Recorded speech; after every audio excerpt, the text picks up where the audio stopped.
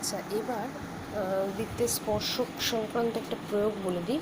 ও কেন্দ্রীয় বৃত্ত এঁকেছি, যার ব্যাসার্ধের দৈর্ঘ্য 6 সেন্টিমিটার। কেন্দ্র ও থেকে 10 সেন্টিমিটার দূরত্বে অবস্থিত পিটি স্পর্শক আঁকলাম। হিসাব করে পিটি স্পর্শকের দৈর্ঘ্য লিখতে হবে। ও কেন্দ্রীয় বৃত্ত পিটি স্পর্শকের দৈর্ঘ্য বের করতে হবে এবং ব্যাসার্ধ বলে দিয়েছে 6 সেন্টিমিটার, আর ও কেন্দ্র থেকে 10 সেন্টিমিটার দূরে অবস্থিত বিন্দুটা পি। তো আমরা জানি যে ওটি ইজ পারপেন্ডিকুলার টু পিটি, তাহলে এটা একটা সমকোণী ত্রিভুজ। পিথাগোরাসের উপপাদ্য থেকে আমরা কি পাবো? OT square plus PT square is equal to OP square, অর্থাৎ 6 square plus PT square is equal to 10 square. সেখান থেকে ক্যালকুলেশন করে PT square is equal to 64, তাহলে পিটি ইজ ইকুয়াল টু 8, অর্থাৎ পিটি স্পর্শকের দৈর্ঘ্য 8 সেন্টিমিটার। প্রয়োগ 10 দেখো, আমরা যদি একটা কেন্দ্রীয় বৃত্ত আঁকি যার কেন্দ্র থেকে 26 সেন্টিমিটার দূরত্বে অবস্থিত পি বিন্দু থেকে অঙ্কিত বৃত্তের স্পর্শকের দৈর্ঘ্য 10 সেন্টিমিটার, তবে তার বৃত্তের ব্যাসার্ধের দৈর্ঘ্য কত হবে? এটা বৃত্তের ব্যাসার্ধটা বের করতে বলেছে। ও থেকে পি বিন্দুর দূরত্ব 26 সেন্টিমিটার, ঠিক আছে। আর PT is equal to 10 centimetre. তাহলে সমকোণী ত্রিভুজ পিওটি থেকে কি পাবো? সমকোণী ত্রিভুজ পিওটি থেকে পাবো PO square is equal to OT square plus PT square. তাহলে OT square plus PT square is equal to PO square. সেখান থেকে মান বসিয়ে দাও, 26 square minus 10 square is equal to OT square. তাহলে OT is equal to root over ওইটা। এই হলো দুটো প্রয়োগ। এবার এসো, দুটো বৃত্ত যদি একটা স্পর্শককে স্পর্শ করে তাহলে সেটা সাধারণ স্পর্শক হবে, ঠিক আছে। সেটা অন্তস্থভাবে করতে পারে, আবার বহিস্থভাবেও করতে পারে। 8 নম্বর ছবিতে দেখো, এই দুটো বৃত্ত পরস্পরকে স্পর্শ করেছে, যে কমন মানে সাধারণ স্পর্শকটা তারা অন্তঃস্পর্শ করেছে। আবার 9 নম্বর ছবিটা দেখো, দুটো বৃত্ত পরস্পরকে বহিঃস্পর্শ করেছে এবং সেই স্পর্শবিন্দুতে একটা সাধারণ স্পর্শক অঙ্কিত হয়েছে। এইটা হলো সাধারণ, এই দুটোই সাধারণ স্পর্শক, একটা অন্তস্থভাবে আর একটা বহিস্থভাবে। এর একটা উপপাদ্য আছে 42, যদি দুটি বৃত্ত পরস্পরকে স্পর্শ করে তাহলে স্পর্শবিন্দুটি কেন্দ্র দুটির সংযোজক সরলরেখাংশের ওপর অবস্থিত হবে। এ এবং বি কেন্দ্রীয় দুটি বৃত্ত পরস্পরকে পি বিন্দুতে স্পর্শ করেছে। প্রমাণ করতে হবে যে এপিবি সমরেখ। এপি এবং বিপি যুক্ত করা হলো। এ কেন্দ্রীয় ও বি কেন্দ্রীয় বৃত্ত দুটি পরস্পরকে পি বিন্দুতে স্পর্শ করেছে। পি বিন্দুতে বৃত্ত দুটির একটি সাধারণ স্পর্শক আছে, ধরা হলো এসটি সাধারণ স্পর্শক, যা দুটি বৃত্তকেই পি বিন্দুতে স্পর্শ করেছে। যেহেতু এ কেন্দ্রীয় বৃত্তের এসটি একটা স্পর্শক এবং এপি স্পর্শবিন্দুগামী ব্যাসার্ধ, তাহলে AP is perpendicular to ST. আবার বি কেন্দ্রীয় বৃত্তের পি বিন্দুতে স্পর্শক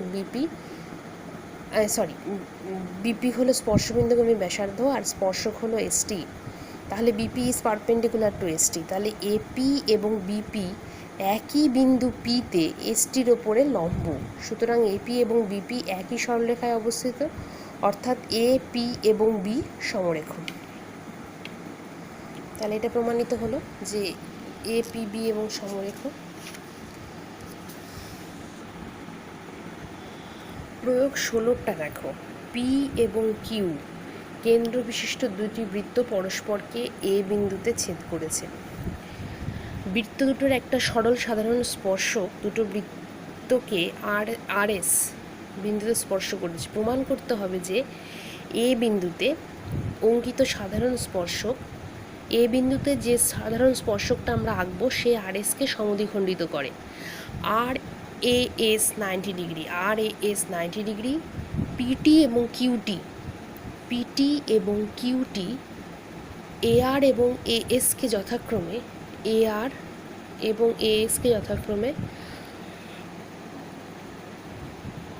সি এবং বি বিন্দুতে ছেদ করেছে। তাহলে এবিটিসি একটা আয়তাকার চিত্র হবে। পি এবং কিউ কেন্দ্রবিশিষ্ট দুটি বৃত্ত পরস্পরকে এই বিন্দুতে বহিঃস্পর্শ করেছে। বৃত্ত দুটোর একটা সরল সাধারণ স্পর্শক পি এবং কিউ কেন্দ্রীয় বৃত্ত দুটোকে যথাক্রমে আর এবং এস বিন্দুতে স্পর্শ করেছে। এ বিন্দুতে অঙ্কিত স্পর্শক আর এসকে টি বিন্দুতে ছেদ করে।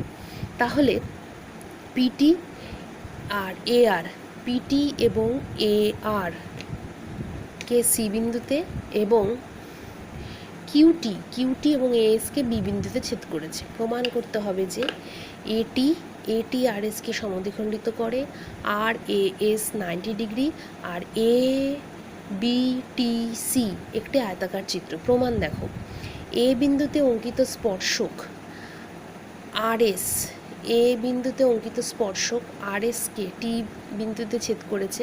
তাহলে টি বিন্দু থেকে পি কেন্দ্রীয় বৃত্তের দুটি স্পর্শক টি আর এবং টি এস তারা পরস্পর সমান, অর্থাৎ T R is equal to T S না সরি টি আর এবং টি এ পরস্পর সমান, অর্থাৎ টি আর এবং টি এসও সমান, কারণ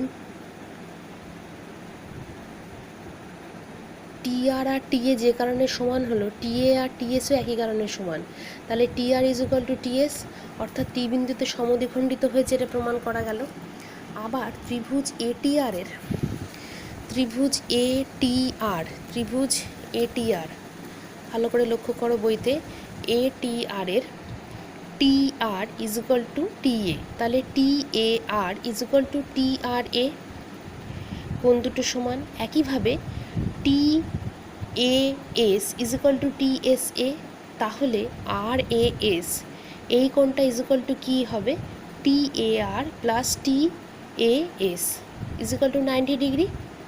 যেহেতু T R A plus T A R plus T S plus T S is equal to 180 degree, তাহলে 2 গুণ T R A plus T S is equal to 180 degree, সুতরাং T A R plus T S is equal to 90 degree. তাহলে PT কোণ R টি এর সমদ্বিখণ্ডক এবং cutie কোণ ATS এর সমদ্বিখণ্ডক। PT কোণ আর টি এর সমদ্বিখণ্ডক এবং কিউটি এটিএস এর সমদ্বিখণ্ডক, অর্থাৎ PT is perpendicular to TQ, PT is perpendicular to TQ এবং QT perpendicular to S A, অর্থাৎ PT perpendicular to R A এবং QT perpendicular to S A. অতএব এসিডি এসিটি এবং এবিটি এক সমকোণ।